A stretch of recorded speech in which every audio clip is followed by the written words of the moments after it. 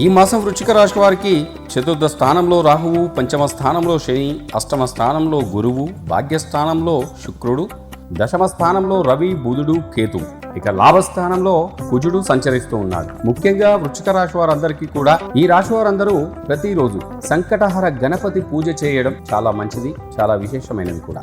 గరికతో ఆ గణపతిని పూజించడం వలన సకల శుభాలు కలుగుతాయి.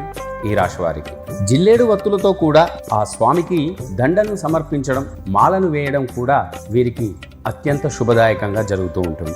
జిల్లేడు వత్తులతో అష్టమూలికా తైలంతో ప్రతిరోజు దీపారాధన చేయాలి ఈ రాశి వారందరూ కూడా. ఇలా చేయడం వల్ల మీ జీవితంలో ఉన్న ఆటంకాలన్నీ కూడా తొలగిపోతాయి. కష్టం అనుకోకుండా ఉదయం లేవగానే స్నానం చేసిన అనంతరం గణపతి చిత్రపటం వద్ద కానీ, ఆ గణపతి విగ్రహం వద్ద కానీ, లేకపోతే ఆలయంలో ఉన్న గణేశుడి వద్ద కానీ భక్తితో 2 చేతులెత్తి నమస్కరించుకుంటూ ఓం గం గణపతియై నమః అనే మంత్రాన్ని స్మరిస్తూ ఆ స్వామికి ఇష్టమైన ఎలాంటి ఖర్చు లేని గరికెను ఆయన పాదాల వద్ద సమర్పించి మన కోరికలన్నీ చెప్పుకుంటే వెంటనే నెరవేరుస్తాడు ఆ వినాయకుడు.